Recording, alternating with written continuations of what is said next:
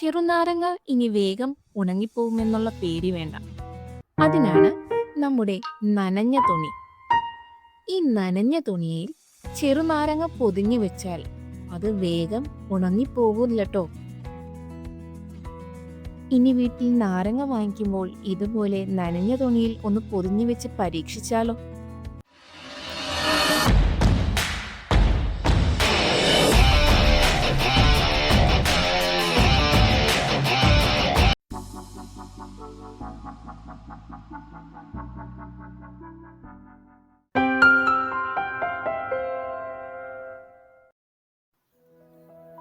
തേങ്ങ വേഗം കേടാകുന്നുണ്ടോ?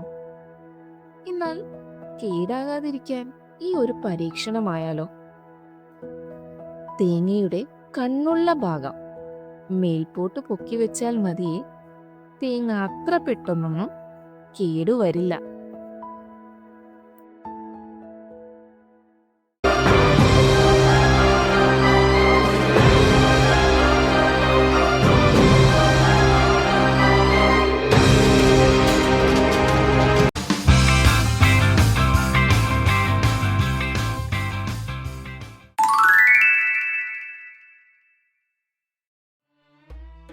ഓംലെറ്റിന് മുട്ടയടിക്കുമ്പോൾ ഇതൊന്ന് ട്രൈ ചെയ്ത് നോക്കിയാലോ? മറ്റൊന്നുമല്ലോ, ഒരു സ്പൂൺ വെള്ളം കൂടി ചേർത്ത് നോക്കാം. അതായത് ഓംലെറ്റിന് നിങ്ങൾ മുട്ടയടിക്കുമ്പോൾ ഒരു സ്പൂൺ വെള്ളം ചേർത്താൽ മുട്ടയുടെ മാർദ്ദവം കൂടും.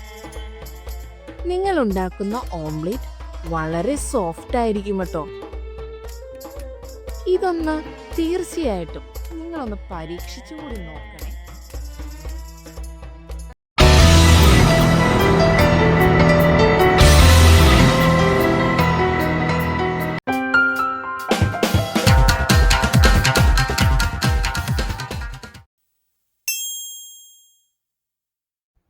നമുക്ക് പലപ്പോഴും പറ്റുന്ന ഒരു കാര്യമാണ് സെല്ലോ ടേപ്പ് ഉപയോഗിക്കുമ്പോൾ മുറിഞ്ഞു പോകുന്നത്.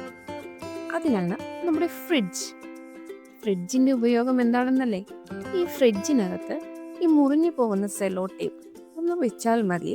കുറച്ചു നേരം കഴിഞ്ഞ് അതൊന്ന് എടുത്താൽ ആ മുറിഞ്ഞു പോകുന്ന ബുദ്ധിമുട്ട് നമുക്ക് മാറി കിട്ടും കേട്ടോ.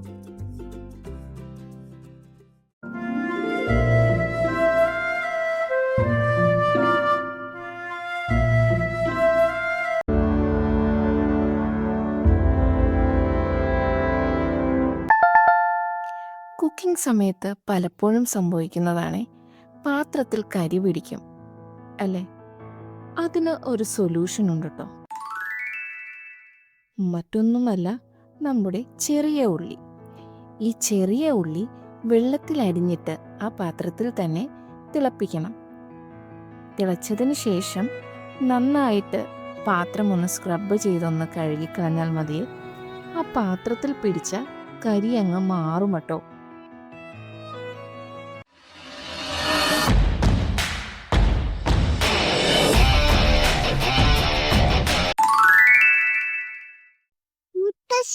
പൊടിക്കൈകൾ